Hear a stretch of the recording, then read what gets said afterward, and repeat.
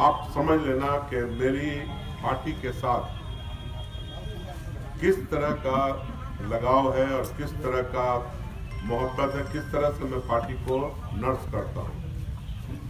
ये जिस जमीन पे बैठे हो, यहाँ आरजेडी का दफ्तर चलता है और ये मेरी जमीन है। मैं 91 से एमपी हूं, मेरे 12 धूर का घर है। इस जमीन को मैंने गिरवी रखा स्टेट बैंक के नाम। मुझे कुछ पैसे चाहिए थे, स्कूल बन रहे थे, उसके लिए 60 लाख रुपया मैंने मांगा स्टेट बैंक से कर्जा,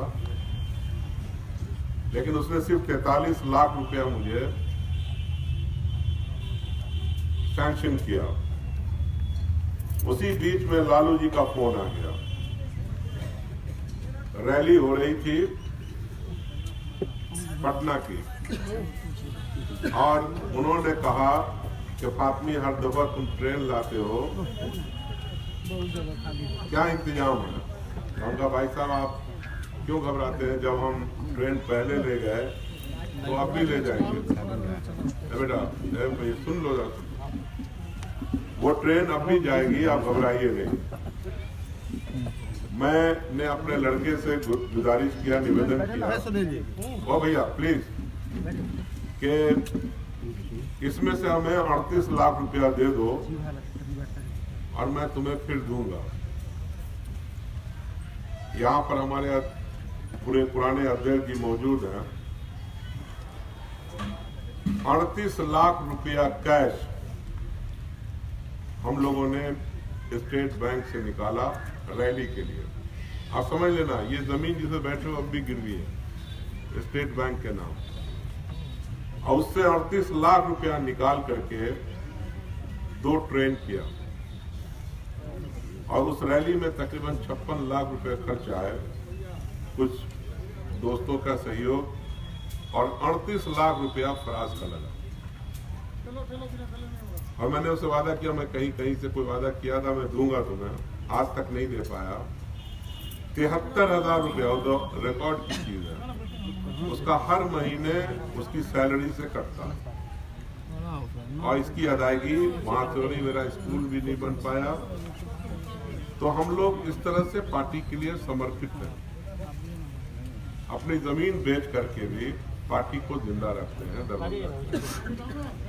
और अगर उसके साथ ये जो कुछ हुआ है अगर होगा तो उससे दरभंगा के कार्यकर्ता, दरभंगा के सारे हमारे नेता और पूरे बिहार के मुसलमान को बहुत सदमा होगा। इसलिए कि कहीं न कहीं 30 साल से मैं इन सब का एक चेहरा हूं। पार्टी मुझे निकाल सकती है लेकिन मेरी कौम मुझे नहीं निकाल सकती। राजनीति एक दिन की चीज नहीं है, लेकिन मैं अपने कार्यकर्ता से और अपने साथियों से मैं वादा करता हूं कि मैं लगातार आपके साथ काम करूंगा। उसके राह क्या होंगे, रास्ते क्या होंगे, उसको मैं तय करूंगा।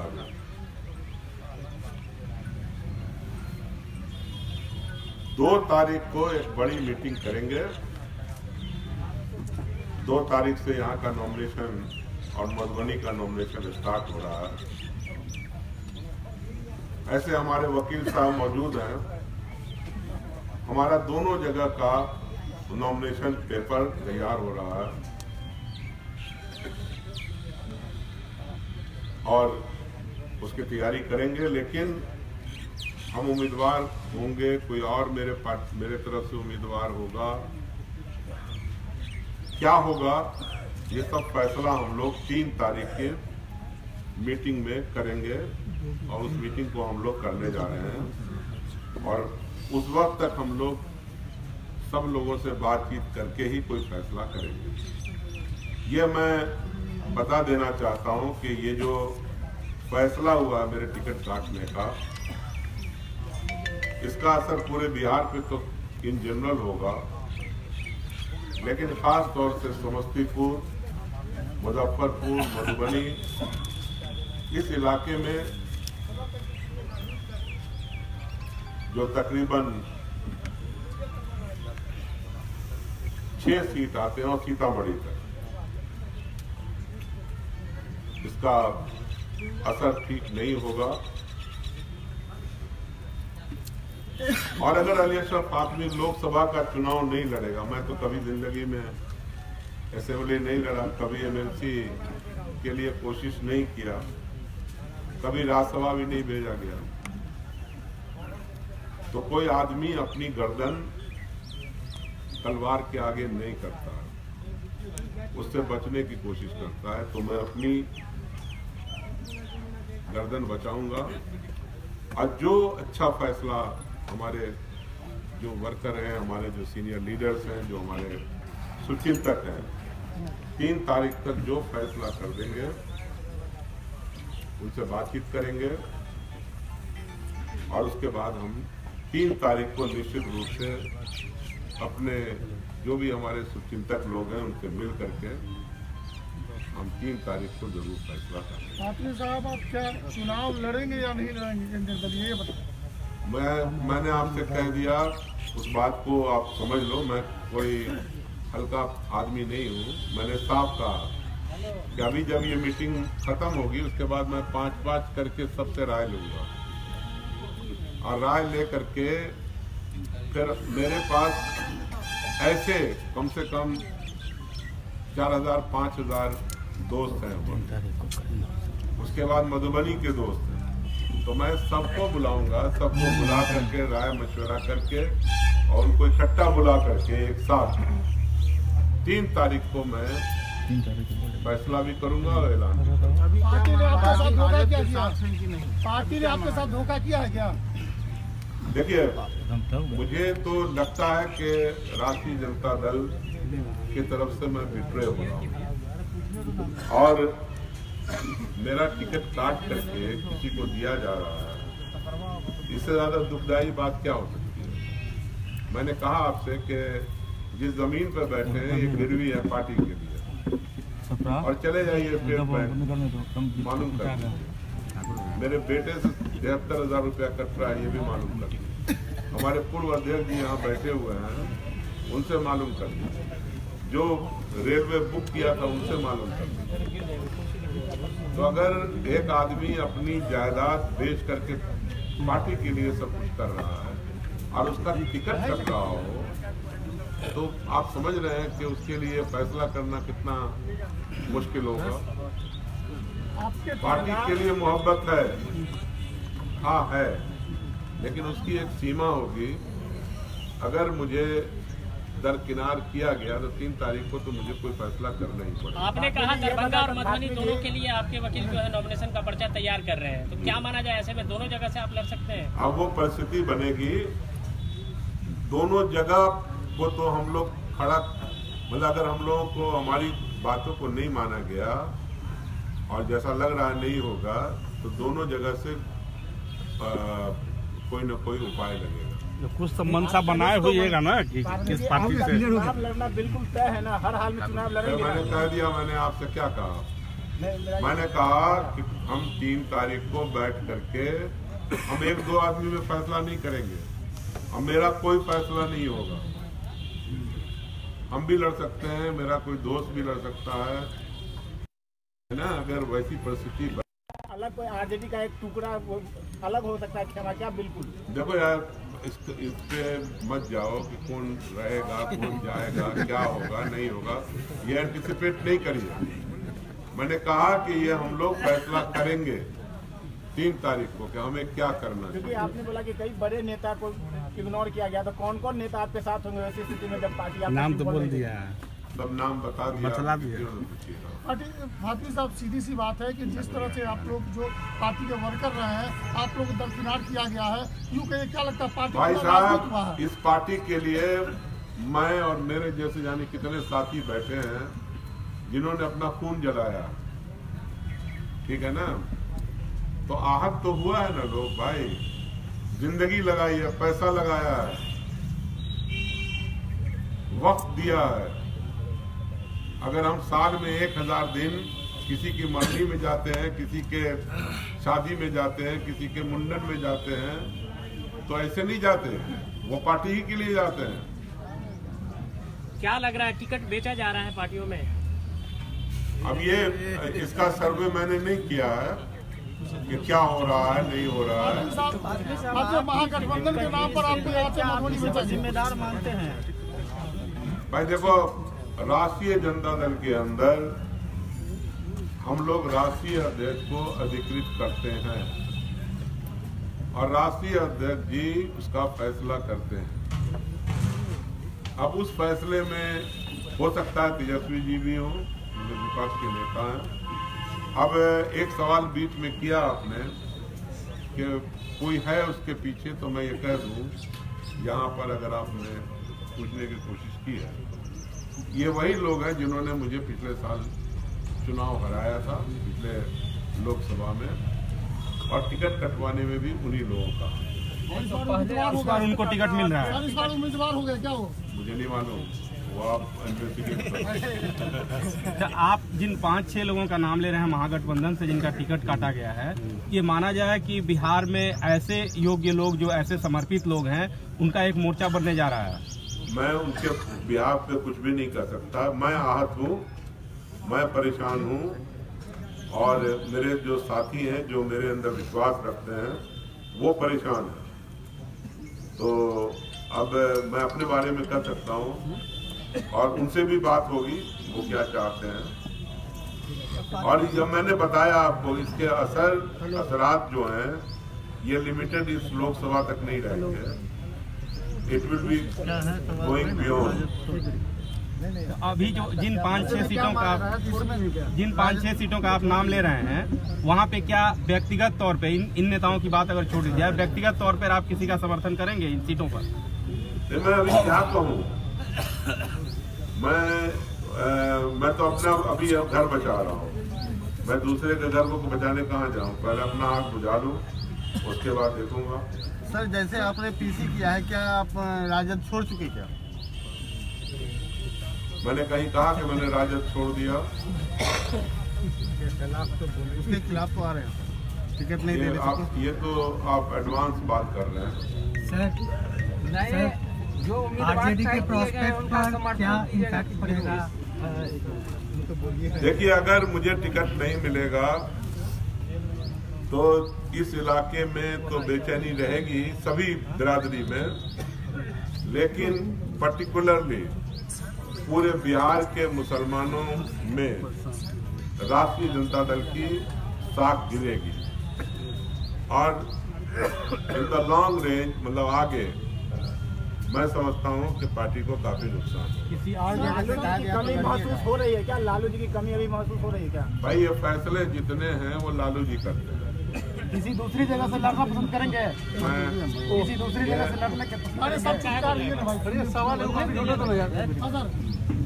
अगर मौका मिले जगह से, ये सारा फैसला लालू जी करते हैं। तुम लोग फंसा रहे हो, समझ गए ना? 3 तारीख तक इंतजार जो है, हम लोग कुछ बोल देगा, साला जो मन में होगा। हम लोग जो है, हम लोग अधिकृत करते हैं और लालू जी फैसला लेते हैं। अब क्या बचा? मैंने सिर्फ एक बात कहा कि मैं भारतीय जनता पार्टी का शाहनवाज नहीं हूँ जिसको दूध की मक्खी की तरह निकाल करके भारतीय जनता पार्टी ने फॉर नो रीजन अलग कर दिया। राष्ट्रीय जनता दल का मतलब है कि जितना वोट राष्ट्रीय जनता दल में गिरता है उसका आधे से ऊपर वोट मुसलमानों का होता है, समझ लें। सीधी तौर से जो राजद है या महागठबंधन को, भाई महागठबंधन में राजद की बात कर रहा हूँ। अभी मेरा टिकट राजद ने काटा है, मेरी टिकट महागठबंधन ने नहीं काटा। लेकिन सर मधुबनी मैं जो कह रहा हूँ सुनने की कोशिश करिए आप, समझने की। राजद में जितना वोट गिरता है उसका आधे से ऊपर वोट मुसलमानों का होता है। नाराजगी भी सर आपकी लालू से ही होगी? नाराजगी क्या, मतलब मेरा टिकट कट गया भाई, आप नाराजगी कर रहे हो? दुनिया लुट गई, आप तो बैठे हुए पता नहीं क्या बात कर रहे हो। भाई मैं क्या करता हूँ, मैं कभी एमएलए लड़ते हुए देखा आपने? कभी एमएलसी लड़ते हुए देखा आपने? कभी राज्यसभा जाते हुए देखा आपने? मैं तो सिर्फ लोकसभा लड़ता हूँ।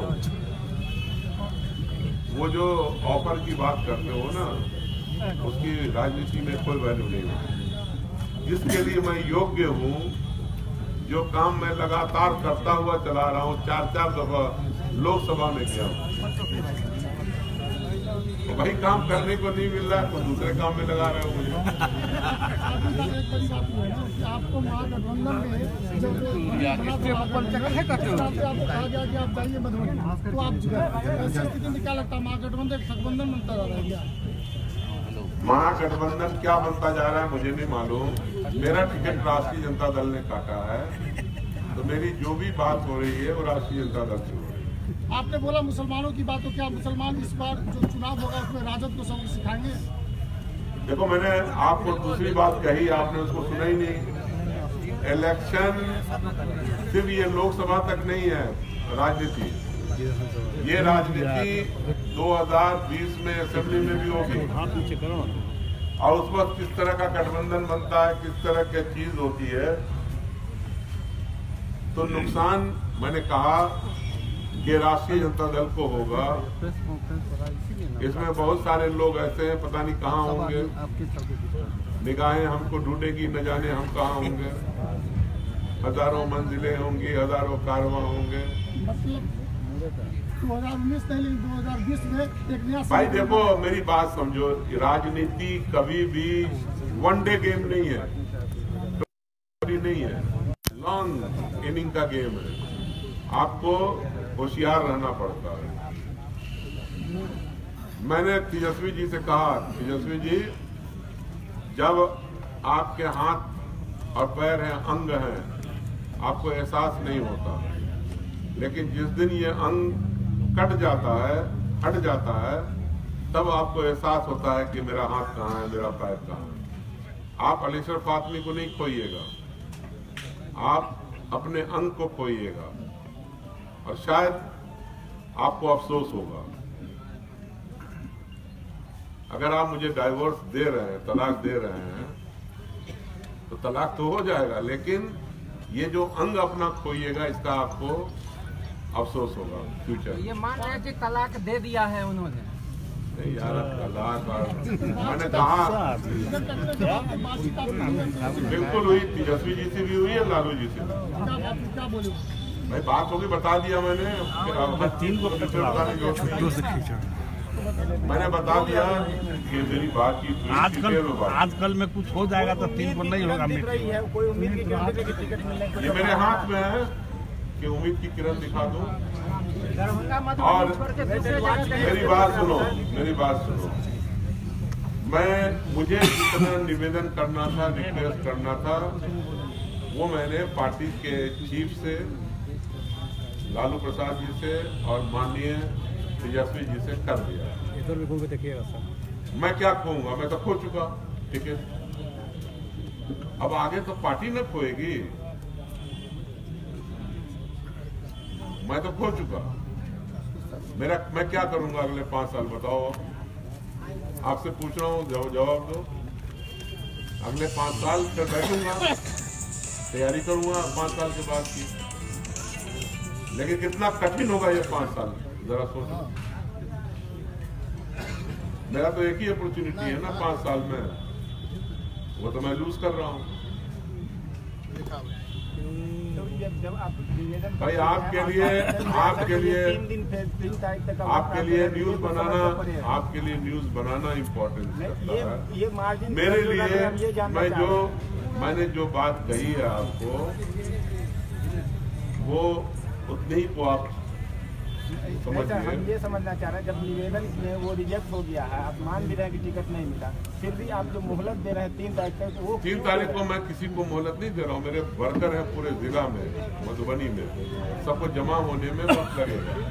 ये जो देख रहे हैं ना, जब टेलीफोन पे लोग जमा हो गए, ठीक है ना, लेकिन जो एक पूरी पूरे लोग आएंगे, उसमें समय लगेगा। नहीं, ये पूरे लोग आपके साथ हैं। हमने जहाँ तक देखा, हम आधा घंटा पहले आए थे, ये सारे लोग टेलीफोन पर, जब इतने सारे लोग आपके साथ हैं तो बाकी लोग भी आपके साथ होंगे, तो फिर इसमें आपको अब शंका क्यों हो रही है कि वो आएंगे तो उसमें मीटिंग में हम तय करेंगे? ये बताइए। वो हर चीज हम तय करेंगे, बातचीत करेंगे। सर, आप चैनल पे एक बात बोले थे कि लालू जी विराज में बहुत जानता हूं, मौका मिलेगा तो मैं खोलूंगा। कब खोलेंगे? कभी नहीं मैंने कहा ऐसा। मैंने, आप लोग पता नहीं क्या करते हैं, आप कितने ही कोशिश कीजिएगा कि लालू के खिलाफ मैं कुछ बोलूं या तेजस्वी के खिलाफ मैं बोलूं, ये मेरा उसूल नहीं है।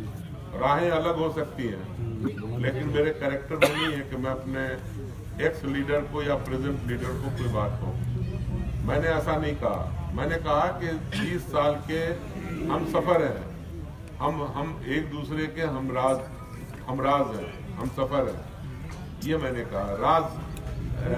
राज अगर है भी तो कभी आपको बयान नहीं करूँ। अब्दुल भाई सिद्दीकी यहाँ दरभंगा से चुनाव लड़ रहे हैं, उनका नाम भी आ गया है, तो अब आपको टिकट नहीं मिला तो क्या आप उनके साथ होंगे या अलग होंगे? क्या करेंगे? यार, अगर मुझे टिकट नहीं मिलेगा तो मैं क्या लाइन ऑफ एक्शन लूंगा, उसी का फैसला 3 तारीख को कर रहा हूँ ना। तो मैं आज क्यों बता दूं आपको कि मैं 3 तारीख